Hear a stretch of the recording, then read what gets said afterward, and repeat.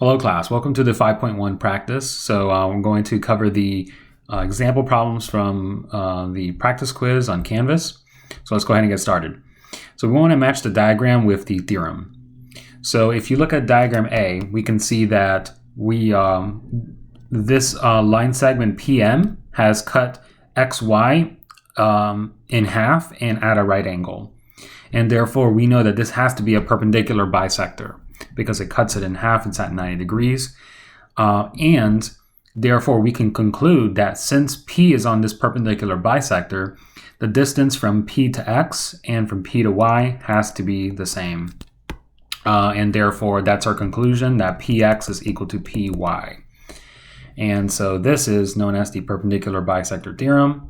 So that's option 3 for diagram A. All right, now let's looking at diagram B. Diagram B, this time we know that the distances are the same from P to X and P to Y. And so therefore, if those distances are the same, that means that P is on a perpendicular bisector, which means that these two have to be the same. And that's the reverse of what we just did here in diagram A. So that's the converse of the perpendicular bisector theorem. So that's option 2. Now diagram C. Looks like this ray here is cutting this angle in half, and therefore this ray is an angle bisector. And so this ray PM, or MP rather, MP is a angle bisector, and therefore since P is on an angle bisector, it's the same distance from the sides of the angles on either side, and so those are the same, and therefore XP is equal to YP. And so this is the angle bisector theorem. So this is option 1. All right, next example. Siri wrote a proof to show that the two triangles here are congruent. That should be a congruent symbol. She left out a reason, so let's complete her proof.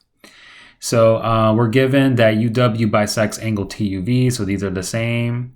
The two triangles here, right triangles are, the two triangles here are right, and we want to show that they're congruent. So if we look through her proof, we have two givens, that's easy. Reflexive property, because this is the same side, they share the same side, so that's reflexive. All right, reason for WV is congruent, line segment WV is congruent to line segment WT. So how do we know that those two are congruent? Well, we know that since these two angles are the same, that means that W is on an angle bisector. And therefore, the distance from W to each of those sides have to be the same. And this is given by the angle bisector theorem. And so the answer is angle bisector theorem. Question 3. Use SSS in the perpendicular bisector theorem to prove the two triangles are congruent.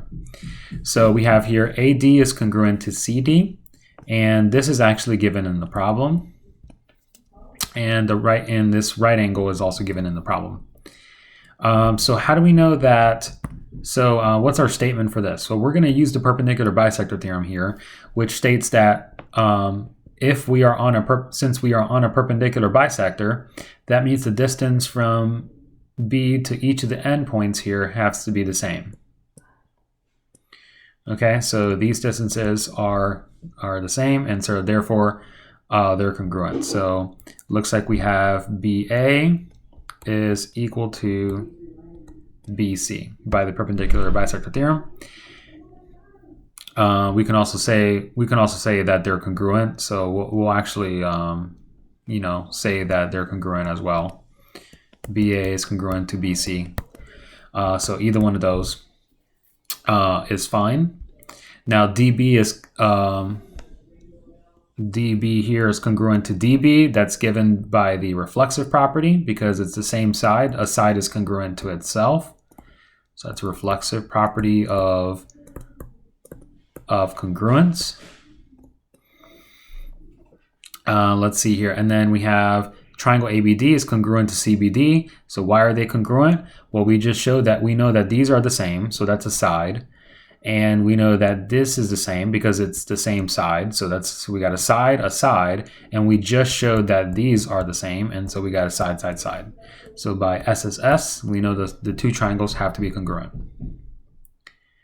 All right, question 4, what is the value of AF? So if you look at this example, you can see that there are two large, so you have a larger triangle ADE, you have a smaller triangle BAC, and so you can kind of see that they're cut in half by this right angle here, this bisector. This is a perpendicular bisector.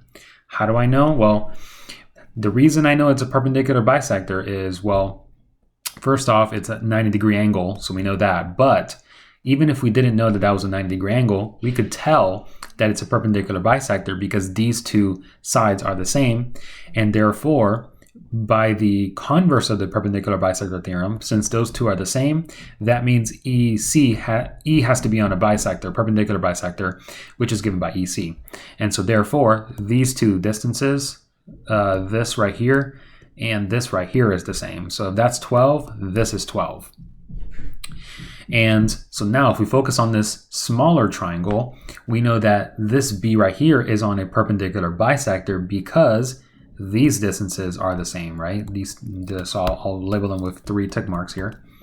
So those are the same, and therefore these have to be the same. 2, 3, 4. And so if this whole thing is 12 and this is cutting this in half, then that means each of these have to be 6. And so we're looking for AF. So AF has to be 6 here, and I'll go ahead and highlight that. This is AF, and that's given by 6. All right, question 5. If CF is equal to 5, so we'll label that here. CD is 12. EF is 5. What is the perimeter of the triangle? Well, first off, we know that since these two distances are the same, that means that this is a bisector, a perpendicular bisector, because this is a right angle as well. And therefore, these two distances have to be the same, and that's the perpendicular bisector theorem. So this is also going to be 12. And then to do the perimeter, we're going to add up all of the sides, 12 plus 12, and then this 5 plus 5 is 10. So we add up all 3 sides, and we get our perimeter. So our perimeter is 24 plus 10, that's going to be 34. Right, select all the statements that must be true based off of the diagram. All right, so we know that PQ is equal to PR. And so if we look at this, so since PQ is equal to PR, that means that P has to be on a perpendicular bisector. And so that means these have to be congruent. And so that means that 6n plus 3 has to be equal to 4n plus 1.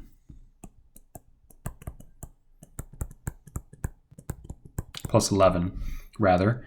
Now we'll solve for n here. We'll subtract 4n on both sides. We got 2n plus 3 equals 11. We'll subtract 3 on both sides. So 2n equals 8.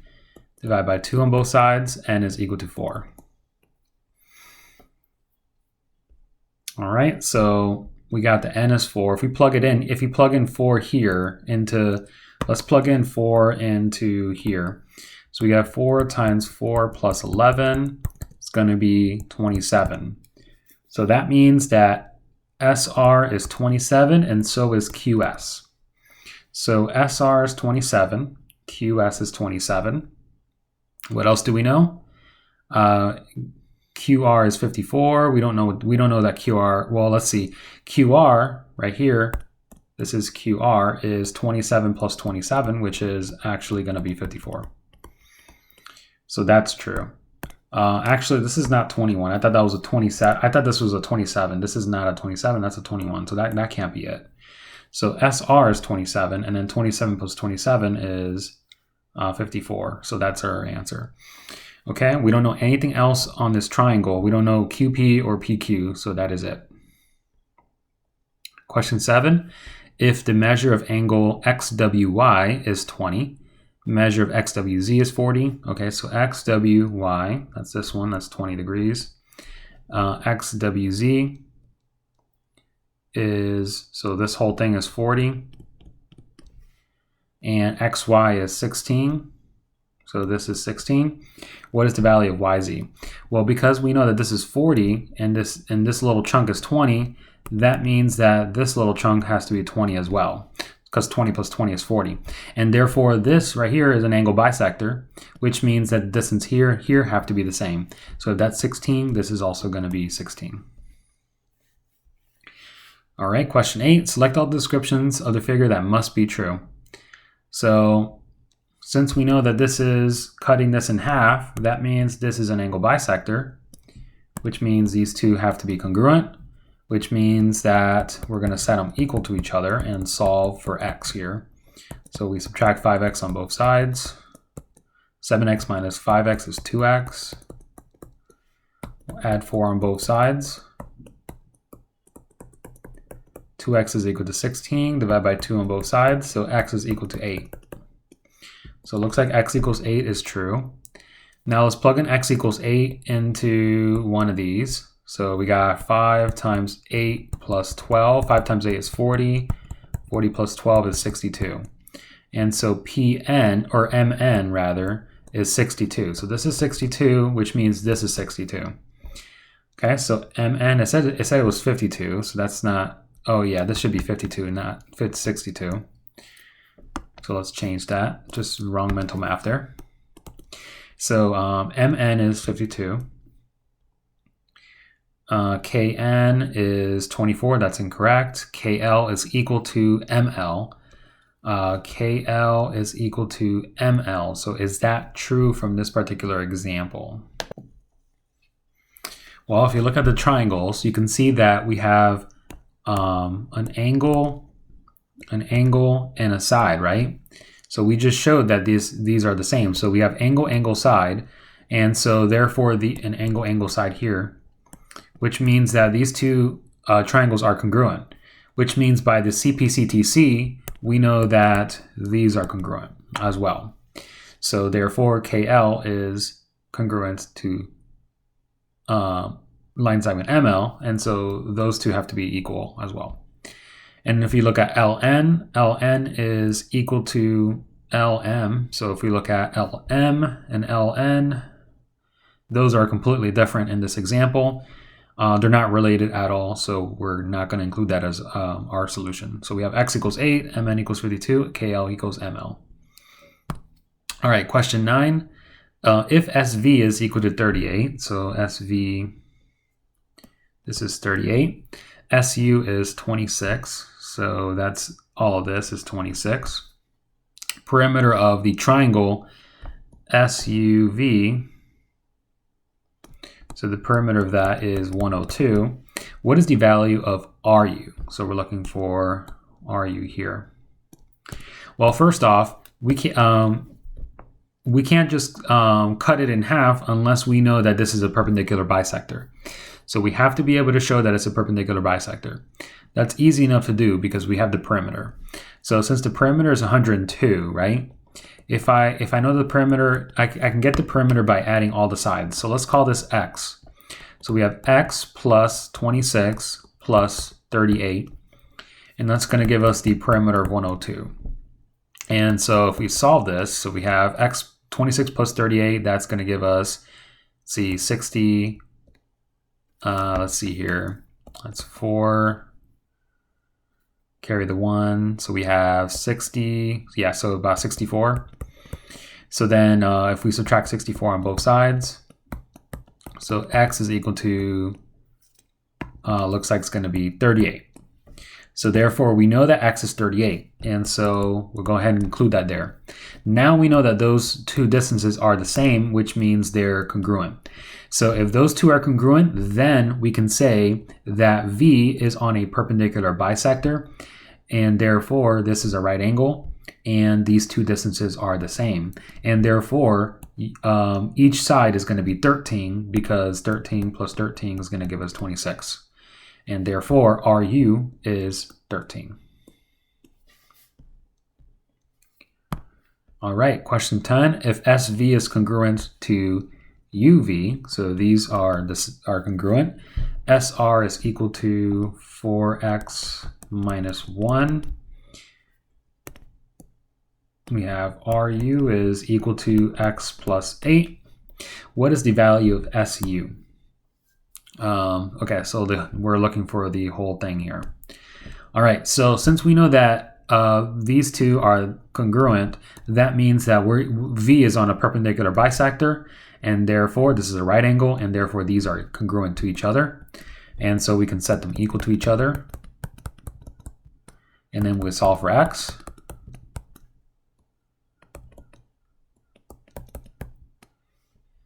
We're going to add 1 to the other side. Then divide by 3. So x equals 3. So now we know x is 3. Let's plug it in here. And we get 3 plus 8 is 11. So we know that this is 11 and this is 11 on the other side. 11 plus 11 is going to be a total of 22. And so SU is 22. Right, question 11. If BAC is 33 degrees, so we have this is 33, BC is 18, CD is 18. What is the measure of angle DAB? So we're looking for this whole thing. Well, we know that these distances are the same, 18 and 18, and because of that, so if those distances are the same, let's see here, BC, yeah, because we are given that they're both 18.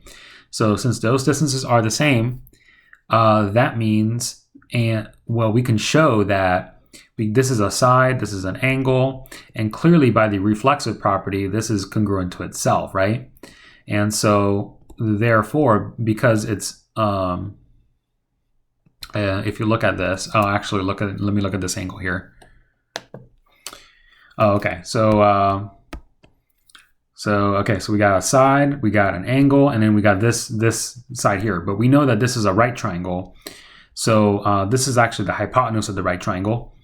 And so by HL theorem, remember the HL theorem states that if you know the hypotenuse and the leg for each triangle is the same, then that means the triangles are congruent.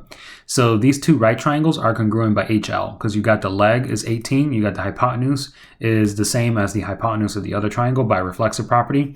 So by HL theorem, these two triangles are congruent, which means that if these are congruent, which they are, then that means these have to be congruent by the CPCTC.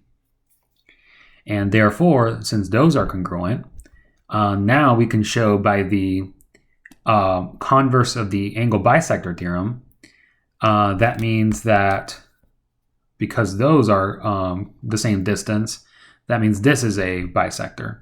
And then similarly, because these are the same, okay? So there's a bunch of ways that you can look at it in order to get this angle. However, here we're looking for DAB. So if we just kind of focus on that, we can just use instead of doing all of that, which we can still use all of the properties that I just mentioned, but the quickest way to do it is, well, these distances are the same, and therefore this is an angle bisector, and so therefore those have to be the same. And so we're going to need to figure out what that angle is, so that's my unknown. But they told us that BAC is 33, and therefore this has to be 33. And therefore the angle in total is 66 degrees. However, if you wanted to figure out this angle, if they told you one of those angles, you should be able to easily determine that angle, assuming that you know that these are 33. All right, question 12. We have here, we have this, let's see here, we have two triangles here. We know that these two distances are the same, and therefore we know that because they're the same, that means that I is on a perpendicular bisector. So this has to be a right triangle, right angle, and therefore these two distances are the same. Okay, so we know a bunch of information. Those two distances are the same. We're on a perpendicular bisector, which means that we can easily set these equal to each other and get m. So 2m is equal to 10, divided by 2, m is equal to 5. And so now we know, because due to HL theorem, we know that these two angles are the same. And that's because of the fact that these two triangles are congruent, and so these two angles have to be congruent. And so now we know that we can set them equal to each other. So we're going to go ahead and subtract p on both sides.